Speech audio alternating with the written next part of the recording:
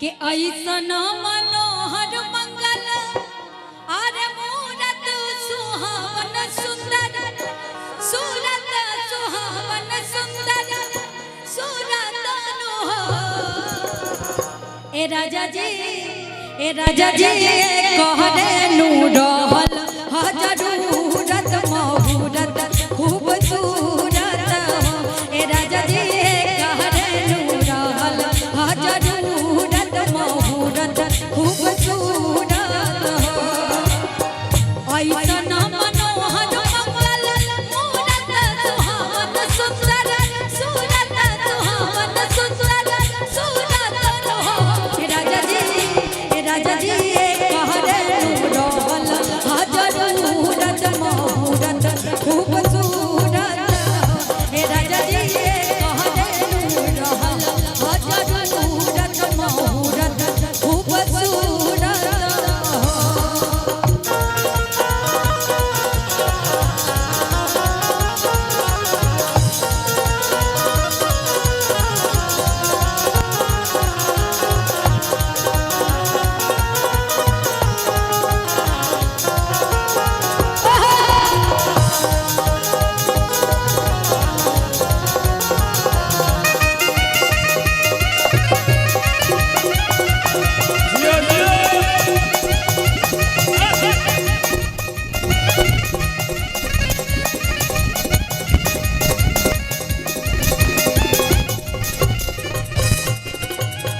लेकिन दादी लोग का कहला बबुआ खाते हमारा जनाला बबुआ दिया होय है नाही नाही दिया होय है नाही नाही दिया होय है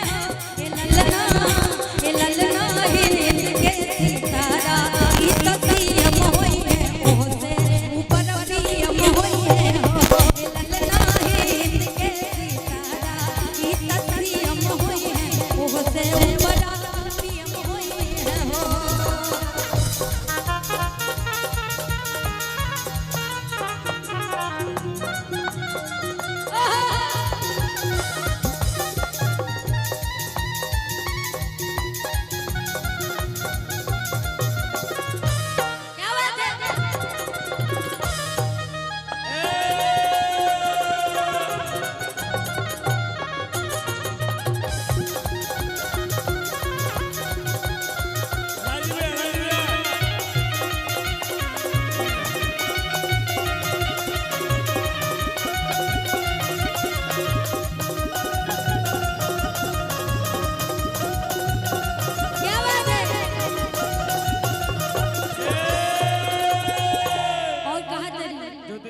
कुछ मित्र लोग हैं।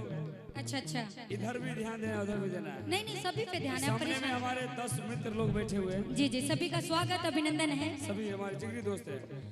बबुआ हमार महाराज होय है राजा धीराज होय है राजा धीराज होय है ए ललना धातु में हीरा पोखराज होय है सिरवा के ताज होय है ओ ललना धातु में हीरा पोखराज होय है सिरवा के ताज होय है हो ऐसन मनोहर मंगल सूरत लो बबुआ के सूरत हो बबुआ के सूरत हो हे ललना हे राजा जी